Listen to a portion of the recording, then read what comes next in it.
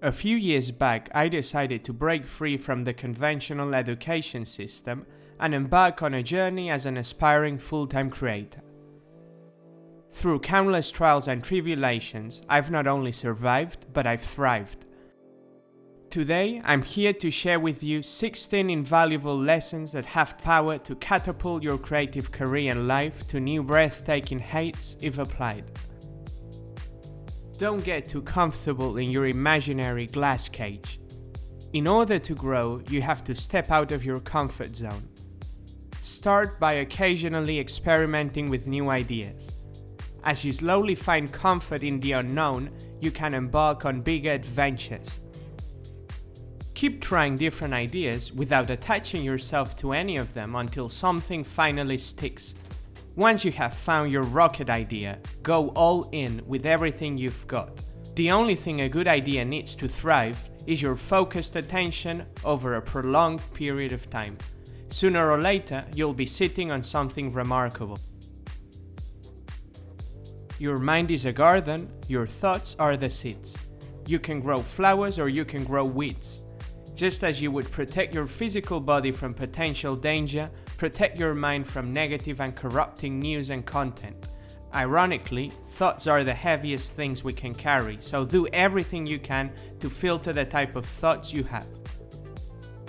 When working on a new project, things can seem very daunting, but if you learn to trust the process and gather enough courage to get started, you'll quickly discover that even the biggest tasks become approachable with a bias for action.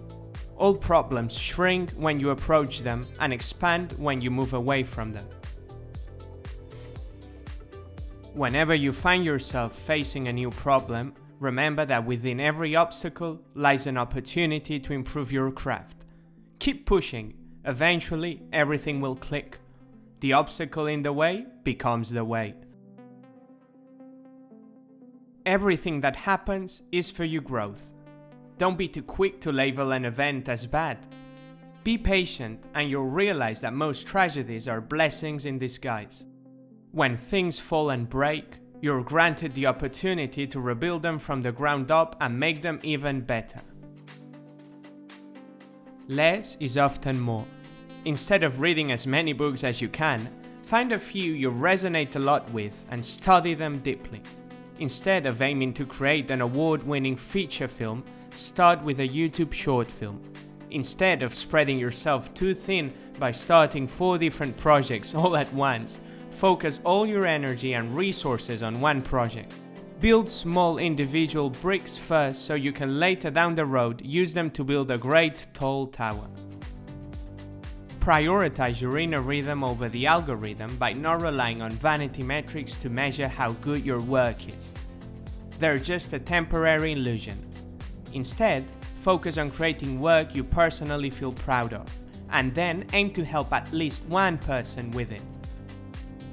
As humans, we're naturally inclined to constantly compare ourselves with others, and unfortunately, comparison can often lead to unhappiness and frustration. Eradicate toxic comparison by seeing competitors as inspiration. Compare yourself to those who haven't been as fortunate as you, or stop consuming what others are creating and dedicate your full attention to your own projects. Creative people should not work Monday to Friday 9 to 5, yet 99% do this. As Naval Ravikant said, work like a lion. Sit, wait for prey, sprint, eat and enjoy. Rest and repeat. Most people work like cows instead, standing in the field all day grazing grass slowly. If you're lucky enough to be your own boss, try working 4 focused hours every day as opposed to 8. You'll surprisingly get more stuff done. Inspiration exists, but it has to find you working. Try to work on your creative projects even if you don't feel like it. Don't let your emotions dictate your actions. If you feel sad or depressed, get to work. If you feel euphoric, get to work. Oh, you feel angry? Get to work. Once you enter into a state of flow, your sense of fulfillment will come back and inspiration will be much more likely to knock on your door. Everything you say yes to is saying no to something else. Taking that meeting means saying no to an hour of deep work.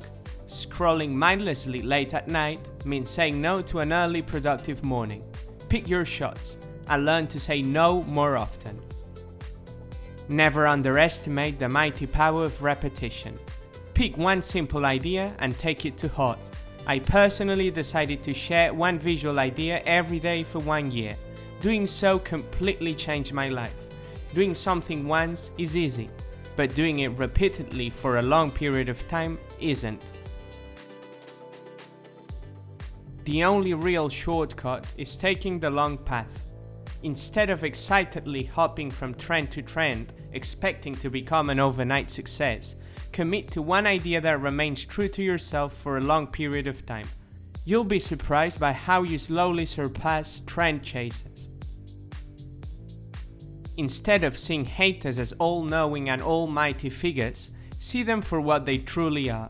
Insecure people projecting their fears onto other people's work.